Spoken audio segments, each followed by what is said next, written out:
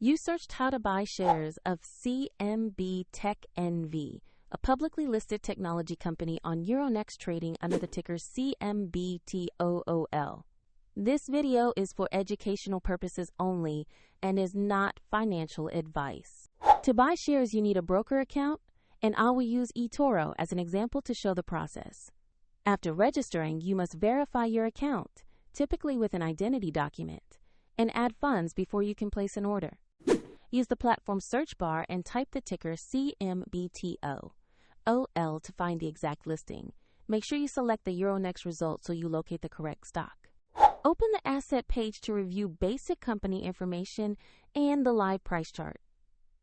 Confirm the company name and ticker on the page to ensure this is the correct listing. Tap Investor Buy, enter the amount you want to invest, then carefully review the order and confirm the trade. If the market is closed, your order may be scheduled for the next session, and if you lack funds, the platform will prompt you to add money before final confirmation.